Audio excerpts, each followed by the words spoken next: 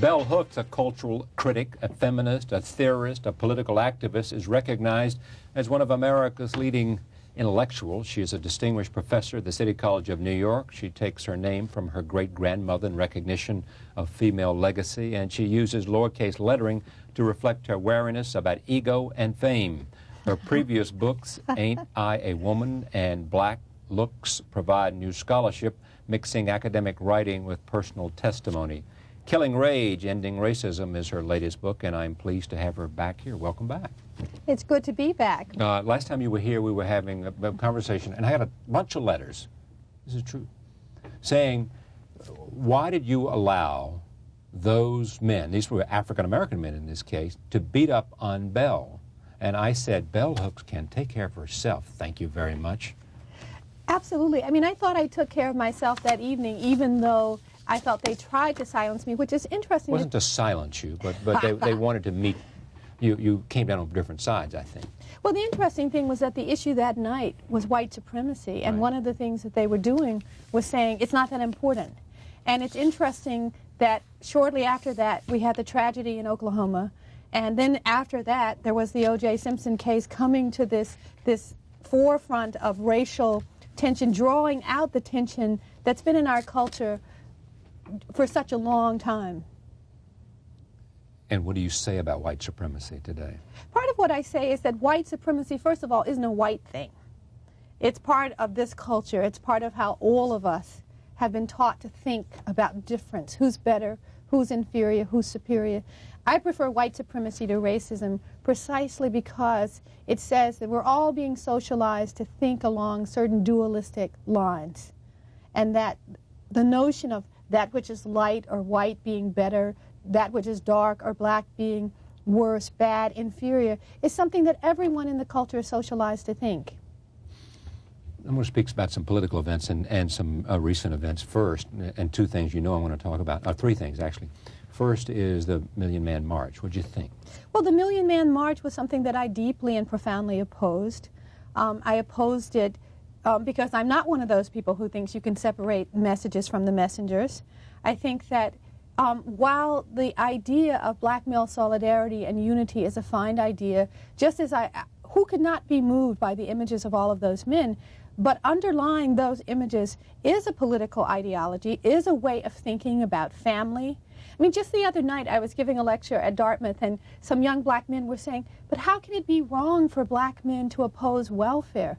And I said, well, it's one thing to say that black men should assume responsibility for families, and another thing to look realistically at our job and employment situation and to say what would actually happen to many single-parent households that women head if, in fact, there was not aid to assist women in a process of change and transition, many of whom are hoping for jobs that don't exist.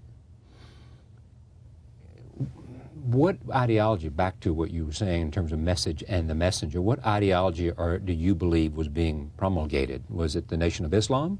No, or was it some other ideology? I would say that first and foremost it was patriarchy. I mean, when someone tells me in their mission statement that no nation sends its women to war while the men sit in the kitchen, and, you know, the situation of race in America right now is like war, you know, and the men are going to Washington, that to me is a real gendered dialogue about conventional masculinity, which denies a history of race relations where the engagement of black women in resistance struggle has been so meaningful and so crucial. Would it have been less effective, as effective, or much more effective if women had been part of it? Let me go on record as saying, Charlie, I have no trouble if men want to march by themselves. Yeah. I feel like men could march for days by themselves, and I'd sit at home and cook and clean if they were marching for principles and values and politics that would actually aid black self-determination. I happen to think that patriarchy has been deadly for the planet and for black men. Okay, perhaps it has, but who says that they were marking for patriarchy? I mean, that's what I'm not well, sure I mean, that I'm not sure that was the. If you talk to all those people that were there, which I didn't, but I've talked to people who did talk to them and wandered through the crowd without television cameras and had lots of conversations, and it didn't seem to be a patriarchy. It seemed to be about responsibility, and it seemed to be about some sense of self-esteem, and it seemed to be about fathers and sons and fathers and daughters. But that sense of responsibility was connected to particular notions about the family, not about self-responsibility first, but it was the idea that, in fact, the old idea that men acquire self-esteem by the degree to which they can be providers and protectors. That is what patriarchy says to us. And what we know is that a lot of men provide, a lot of men protect, and they still have difficulties with self-esteem. Have black women, in your judgment, endorsed feminism and responded to it? Well, in Killing Rage, I try to talk about the fact that that black women have questioned feminism because of our recognition that race is always a factor. So there's been a calling attention to racism within the women's movement, particularly the racism of privileged class women who were saying, you know, we're victimized because of certain issues that black women did not see as an occasion for victimization. Did it put black women against white women then? Yes, I think the core reformist-based feminist movement very much pitted black women against white women by the fact that the discourses of women of color and black women were left out. For example, early on, a major thesis of feminism was women need to get out into the workforce. Right. Well, masses of black women were already into the workforce and weren't liberated. Masses of poor women were already out in the workforce. And that kind of work, who is it liberating for? So there was a real distinction between those women Betty Friedan was describing as sitting at home, many of whom were well educated, had been educated in the Ivy League or the Seven Sisters, you know, and weren't doing anything, and those masses of women who were in factories, who were, you know, cleaning people's homes, who did not see work as central to liberation, and who were in fact fantasizing about the days of their lives when they wouldn't have to work. So there's a chapter in Killing Rage about black and white female relations where I say, until our relationships improve, until black women and white women understand each other better, there will not be an end to racism in this society. O.J. Simpson. What do you think? I mean, about not so much, obviously I'm fascinated by whether people thought he did it or not, but beyond that, are you surprised by the reaction to it? And I was deeply surprised and troubled by the reaction to it, because I feel like I was one of the people who religiously tried not to watch the case, precisely because I felt, in respect to the fact that this was a case rooted in domestic violence. Here again, I don't think that people can pretend that in fact somehow the domestic violence doesn't matter. This tragedy would not have happened if male violence against women was not so acceptable in our culture. Because there is a line leading up to the tragedy. Whether we know who murdered this woman or not, we do know that a whole life that was structured around acceptance of violence was a part of how this couple related to one another. And that, to me, made me feel like once this becomes entertainment, once the camera is focused on O.J. Simpson, people will forget that at the heart of this is both male violence and male violence against women, because we've not heard anybody speculate that a group of women were outside that house chopping up anybody. So clearly, we cannot get away from the dilemma of male violence in our culture and male violence against women. And I try to hold to that as a way of not deflecting attention away from the fact that this was not an issue of race.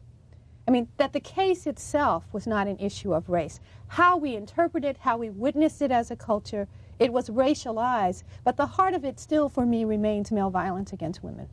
But what about those, including Johnny Cochran, I guess, who would say, no, it was about race, because it was about race, and it's because of the attitude of the LAPD? Well, I think, one, even before we knew anything about the attitude of the LAPD, we know that whenever sexuality is involved and gender in our culture, people often prefer to talk about race. Race is easier for people it's easier to racialize something, because if we make it a case of gender, we have to see a man like O.J. Simpson as very empowered by class and by patriarchy. If we make it a case of race, we can see him as always and only a victim.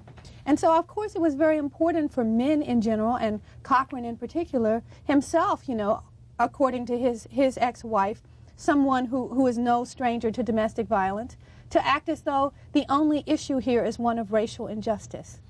Bell Hook's Killing Rage, Ending Racism. This is a collection of essays about a whole range of subject matter having to do with men and women and gender and violence and rage and a lot of other things. My friend Cornel West says, unlike most black intellectuals, she writes with a sense of urgency about the existential and psychocultural dimensions of African American life, especially those spiritual and intimate issues of love, hurt, pain, envy, and desire, usually probed by artists. Her books help us not only to decolonize our minds, soul, and bodies, on a deeper level, they touch our lives. It is difficult to read a bell hooks essay or text without enacting some form of self-examination or self-inventory, which is exactly what she would like for you to do.